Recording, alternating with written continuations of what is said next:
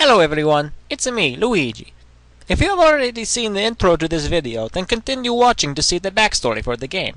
I will warn you that the intro itself is about 5 minutes long, so that's why it's separate from this video.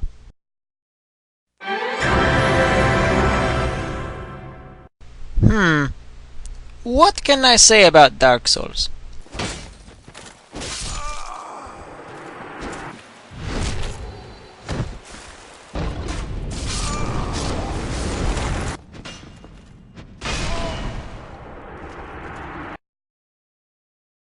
But let's start at the beginning. The Souls series was made by a company named From Software. The Souls series began in 2009 with the game Demon Souls. The game was so successful that they made a spiritual successor to the game, known as Dark Souls. Dark Souls followed the same example of Demon Souls, where the gameplay involved you making a character and going around gathering loot and battling enemies throughout the world. The Souls series was known for its unrelenting difficulty. The game wasn't necessarily hard, but the enemies would not let up and the game would not hold your hand throughout the game.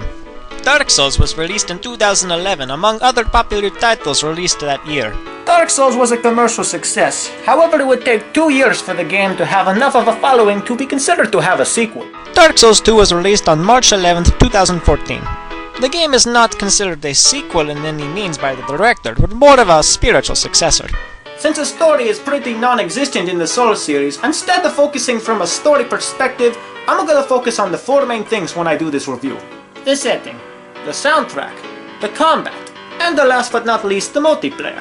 Now, even though I have said this game won't have much of a story, that doesn't mean there won't be spoilers throughout this video. So if you care about that sort of thing, you might want to leave now. So even though the case got destroyed, the disc is still in the one piece. The game will be tough though, but at least I still have the guy. That's not the way the game works.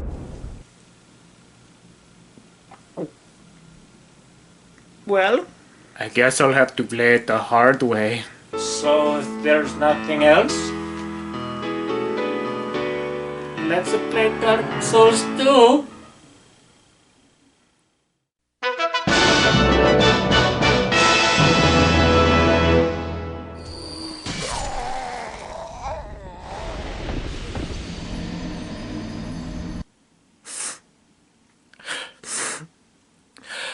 All joking aside, let's start with the setting for Dark Souls 2.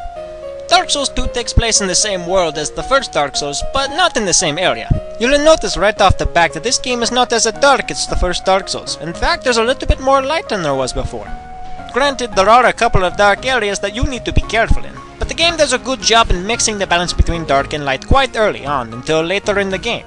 However, throughout these areas you will still find bonfires to light, where you could still rest easy. The bonfires are still seen as checkpoints, and are placed in clever locations to make you feel like you're progressing through the area.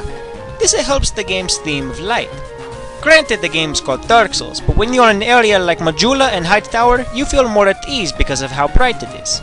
However, when you're in a dark area, you always will be constantly looking for that bonfires, so you can provide warmth in a dark area. Some of the locations are okay. It's just that a lot of them don't have that same magical feeling that the first Dark Souls had. And the fact that a lot of the areas are separated by tunnels takes away a lot of the cohesiveness of the game. It doesn't feel like everything is one big giant world, it just feels separated.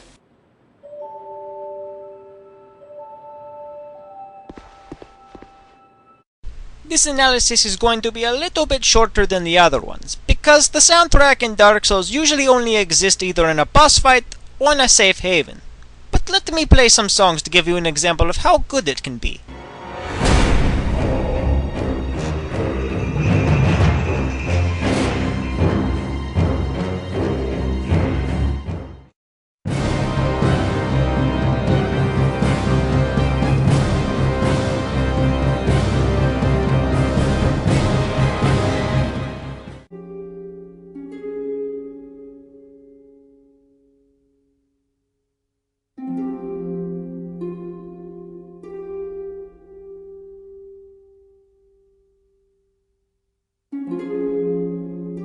Granted, the soundtrack in the Souls series is generally overlooked because of the combat involved in it.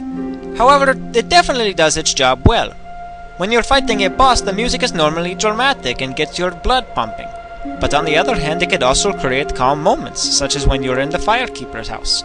I think these soundtracks are generally overlooked and deserve a little bit more recognition. I could go into this all day if I wanted to, because I truly believe it's something worth talking about. But I know you guys want me to continue the review. So let's get to the part that everybody's been waiting for. The combat.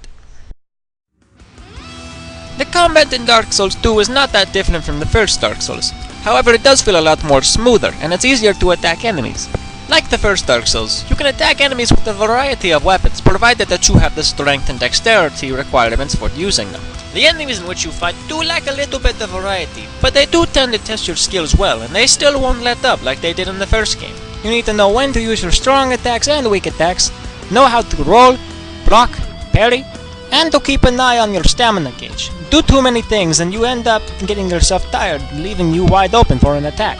This is especially important when you're taking on a boss or being invaded by another player. You follow the same process over and over until you eventually reach a fog gate, containing the boss for the area. The bosses are there to test your strength in combat. When you defeat them, you gain an item that will help you progress throughout the next level. And dare I say it, some of the bosses in this game are a little boring. Let me put it this way. In Dark Souls, you fight a giant wolf carrying a greatsword.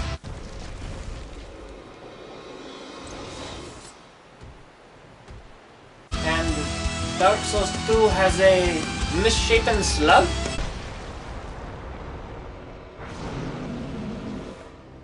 Now, I'm not saying that the bosses are easy per se. They are actually either very annoying or very difficult at times, but there just doesn't seem to be a lot of originality put into most of them. Despite a few flaws, the game's combat definitely is fun. It allows you to learn about an enemy and be able to accommodate for how they react. By learning an enemy or boss's attack patterns, you'll start becoming better at the game, and instead of dying a lot, you slowly get better. But for some reason, if you can't get better, there's also the alternative, which is the last point I'm going to bring up, the multiplayer. The multiplayer, like in the first Dark Souls, works in two ways. One of those two ways is to take use of the game's co-op system. You can summon people from other worlds to have them help you take on bosses or enemies together. You can also take advantage of it by laying down a summoning sign. That way people can summon you to their worlds and you can do the same thing. Do you remember how bad summoning people was in the first Dark Souls? Well, it still happens. However, they patched everything up, so it's not as common anymore.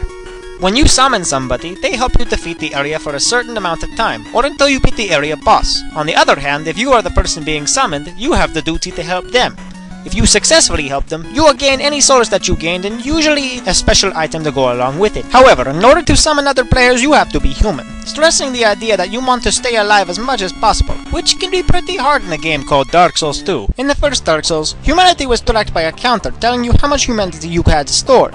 You could defeat enemies quite easily who would often carry these, or you can help other people fight the boss. In the Dark Souls 2, humanity is different. Humanity is gained by human effigies, which are very rarely found throughout the game. You can acquire them by finding them off dead bodies, killing some NPCs, and like in Dark Souls, helping people defeat the boss. The human effigies you gather can then be used in two ways. You can use one on the spot, which will turn you back into a human if you're already hollow. Or you can burn an effigy in a bonfire. Now take note that burning one does not revert you to human like you could in the first Dark Souls. Instead, burning one in a bonfire prevents people from invading you for a certain amount of time.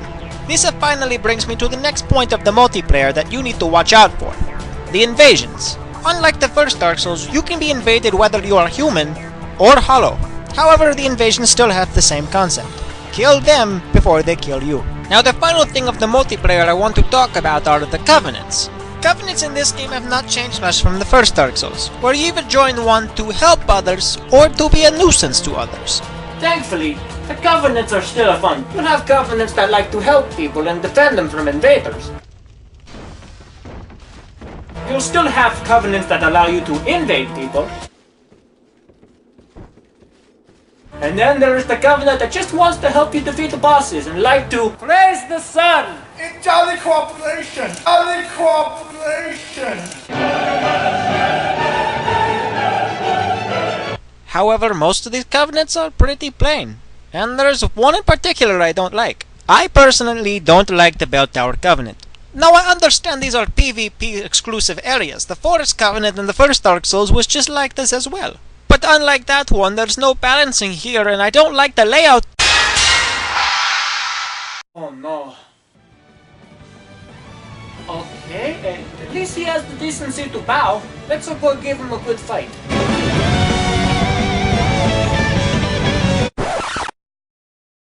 Oh no.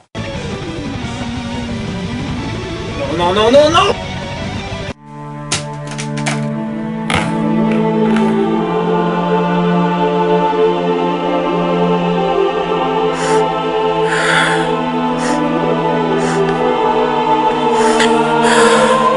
This is basically how I feel about every time I go into the bell tower.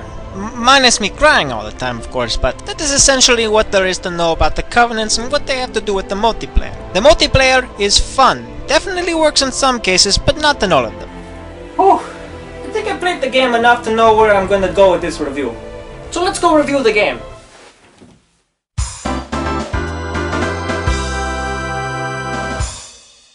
So Dark Souls 2. I don't necessarily dislike the series. In fact, I have a lot of fun doing it. Just that there's some things that are keeping me from truly making this game perfect. But before I get ahead of myself, let us start with the good things for Dark Souls 2.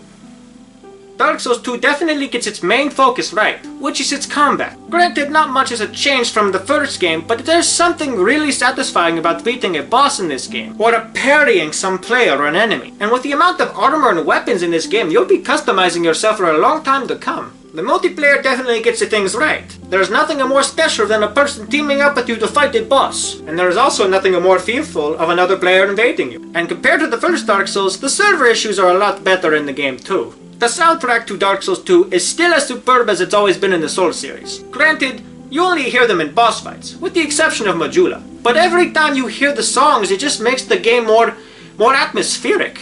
But then now for the bad things about Dark Souls 2. As much as I liked some of the areas in this game, there wasn't a lot of variety when it came down to the settings. Granted, all the areas are different, I'm not gonna deny that, but there just doesn't seem to be originality in it. And the fact that they're not closely connected like they were in the first Dark Souls, this doesn't seem to help things any much. Another thing that kind of irritates me is that the bosses themselves don't have a lot of interesting concepts to them either. But for the most part, they just seem boring and have no backstory at all, and don't seem to make the bosses as interesting as they could be. But you're no longer in awe when you look at these bosses like you were in the first Dark Souls. Another thing I did not like is that as much as I like the Covenants in this game, they didn't take a step forward with a lot of them. I don't mind the invasion one so much, and heck, even the Way of the Blue one seems interesting at times. But a lot of the PvP Covenants are still a little unbalanced, and the Heirs of the Sun still seem pretty bland. I say that knowing that I'm probably going to get a sunlight spear through my head at any minute. And then finally, the biggest gripe I hate about this game is the PvP. When it comes to the bell towers, you get invaded and you're not human and nobody leaves their summon sign and you're on your own. But I just don't see a balance to it. You could be level 13 and be fighting people that are level 53 simply because they have to defend the bell. But again though, invasions via red cracked eye orbs and the like are okay. I don't mind those. It's just the PvP Covenants that irk me. Now before I continue, I got a couple of comments saying that I shouldn't review the games I play with point scores. They say it doesn't make the review solid at all. So before I review Dark Souls 2, I'm gonna fix something I did in the last game. Dust and Elysian Tale gets an 8 out of 10. Last time I gave it an 8.5, so I might as well fix that now. But now the score for Dark Souls 2. Despite the flaws of this game, there truly is a nice spiritual success for in this game. It's just that it doesn't feel entirely like Dark Souls like we are accustomed to. Maybe I need to take a little bit more time and play it a bit more. Maybe I have to learn to get better. And then maybe I shouldn't be so scared like I normally am. But whatever the case, it is a solid game overall. That's why Dark Souls 2 gets a 7 out of 10. Good game. Could definitely room for improvement, but definitely a step in the right direction for From Software. Now, provided that there are no doorbells and games getting thrown in my face, let me tell you the next 3 games that I'm going to review so you can choose. Should I review Dragon's Dogma, The Legend of Spyro: A New Beginning, or should I do something as old as Echo the Dolphin? Once again, leave a comment telling me what you liked and did not like about this episode. And also tell me what game you want me to review, so I can get right on it. But I digress. I'm a Luigi, and this has been a Luigi Review. Now if you'll excuse me, this game left me quite thirsty. I'm gonna go get some water. See you later.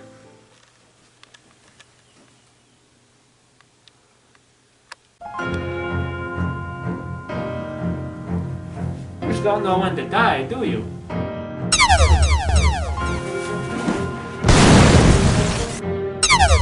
Oh, I get it. It's a metaphor for how the game is always trying to kill you. Fine. No more Mr. Nice Plumber.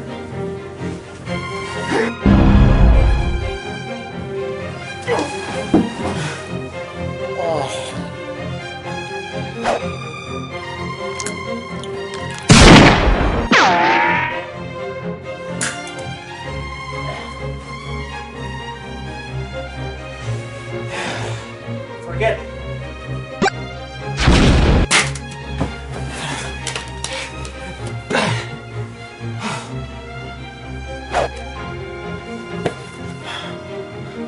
How convenient.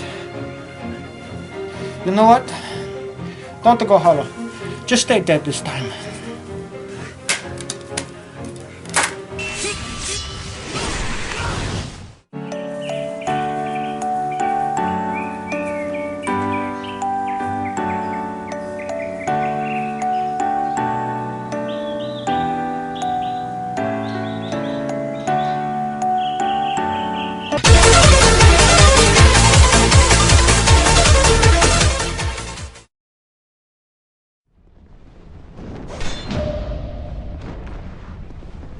Surprise, motherfucker!